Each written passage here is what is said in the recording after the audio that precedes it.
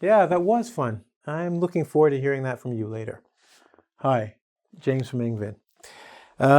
In this video, what I would like to do is help you work on vocabulary. I want to make it fun because when things are fun, you work harder and you learn more. And today's lesson, I'm going to teach you 2 ways to not only just remember vocabulary, but learn how to use vocabulary in a way that we use it and you will really understand it. And heck, it's fun. You're just going to have fun doing it. I'm sure you will. All right, it's a little bit creative. So let's go to the board. Simple lesson. And here we go. 2 ways to have fun with language. Not just language, but vocabulary. Ways that you may not be studying in class, we're going to do here today. The first one I want to talk to you about is fill in the gap. A gap means a space. There's a space between something. So here's my hands. In between my hands is a gap. Okay? You have a gap between your eyes. One eye, space. In this case, you see I've got this. Tree, space, chair. Now, fill in the gap doesn't mean just one word. It's a couple of ways you can do this. In this particular game, we're going to take 2 vocabulary words, tree, and take another one, chair. And they're kind of a little obvious to make it easy for you. But what I want you to do is one of 2 things. The first thing we can do is use X words.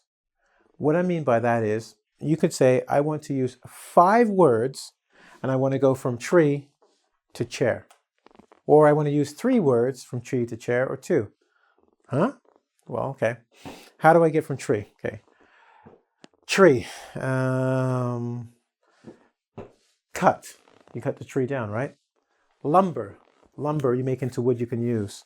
Let's see. Carpenter. Find a carpenter. Craft. Craft means make. And you're like, what? All these words. And then I can say furniture. Okay, furniture. Chair. So if I have a tree, I cut it down, I make it into lumber, I take it to a carpenter, he crafts it into a chair. 5 words from A to B. So one game is tell yourself, I want to go from one word to another word. I want 5 words to get there. Then you can challenge yourself. Maybe go from 3 words, right? Or make 10 words. You can use it to describe something. How many words you can use to describe a certain thing, right? I have this word and I want to go to this word. How many words does it take me to get there? What this does is it teaches you relationship between words. And it also can teach you nouns and verbs and how they function together. Or we say syntax, right? So start at A. Say, I want to use 5 words to get there. This is a great word to do with a friend. You can say, okay, we're going to do tree and chair. You need to do 5 words that make sense to go from tree to chair and put a clock on for 5 minutes. You go and she goes, you write together and see what words you get. Compare. Take a look. Why did you choose this? Why does this word? What does this word mean, right? So now you're not just writing words in a book and saying this word means this. What does it mean? How do I use it? How would other people use it? How would other people think, right? Yeah, see, that's fun by yourself or with a friend. Okay, listen, the second way to play this game is how many words to the answer? What? Well, we could pick up 2 random words. Like, I have chair, tree, and chair. We could have put chair and moon.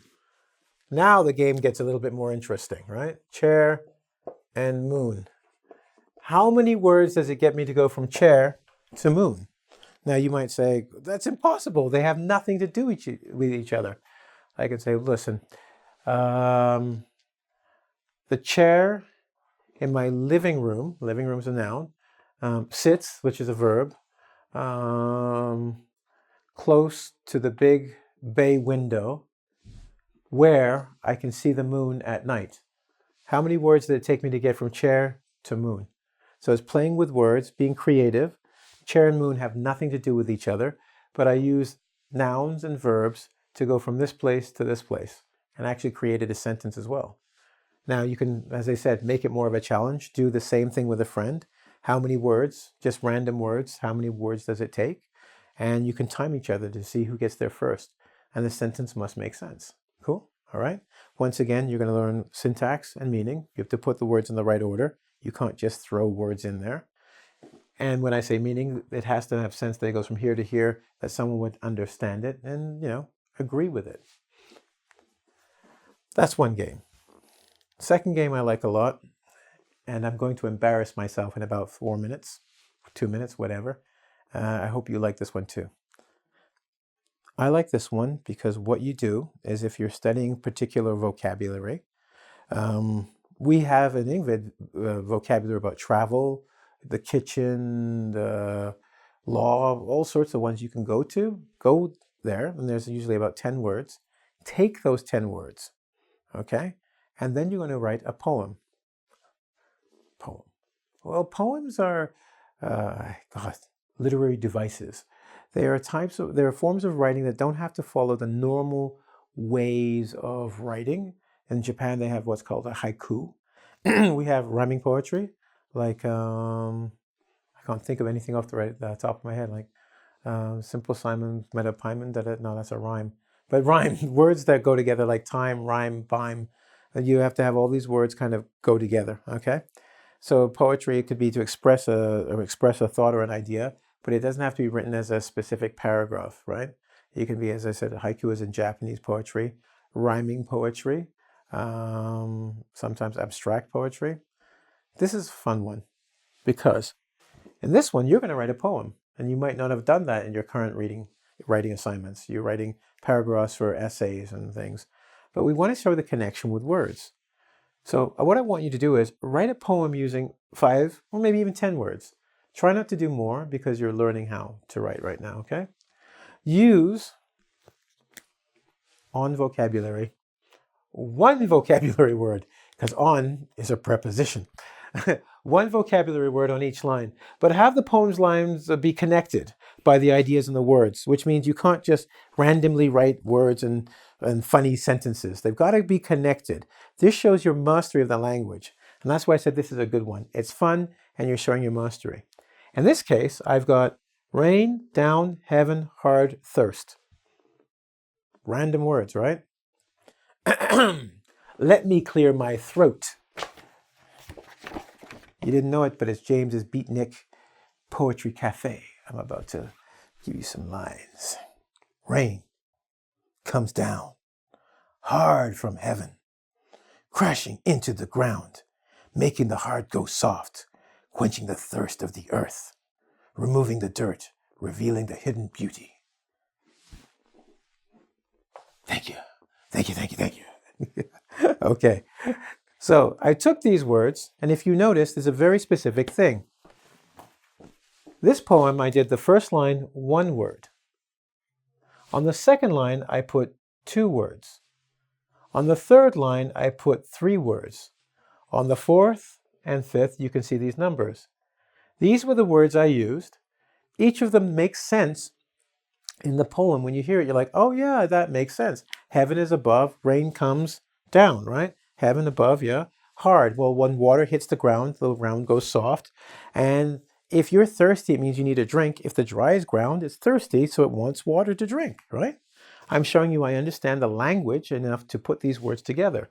Because I put 1 word, 2 words, 3 words, I also have to use other words I learned. So you can take this from a particular lesson, right? Because rain would be water and thirst. Probably a lesson on water, right? Yeah. You could do that for travel, Sky, drawing me up into, say, I'm just making it up, but you get the point. You take them, you put them together, and even that last sentence, I'm like, that wasn't cool. Don't want to look like a fool, so I'll have to retool, right? So if you're smiling, having fun, going, wow, I'm like, play with the language. You'll show that you understand it. You'll have a beautiful product that you can show another person saying, look at my English. And they may be impressed when you explain the rules you were following, like 1 word, 2 words, 3 words, and how you've learned to express yourself and have a deep understanding, right? So look, I hope you've enjoyed these 2 lessons. You can see I did, because I did a little poem for you using this exact lesson. He's smiling because he's like, wow, this is fun. I'm sure this was fun for you. Give it a try. Get out your vocabulary words or go watch another engVid lesson, right? And then take out some vocabulary words because they do go together and use them. Make a couple poems, have some fun with it, all right? Anyway, where are you going to find these words? Well, I want you to go to www.ing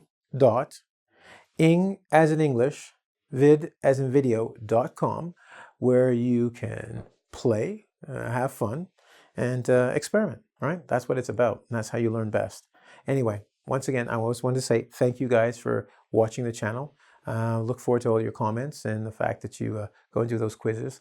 And before I go, I really want you to subscribe. So somewhere around here, or even down here, there's a subscribe button. Okay, subscribe, and you get the newest stuff from myself and engVid, right? Have a good one. See you later.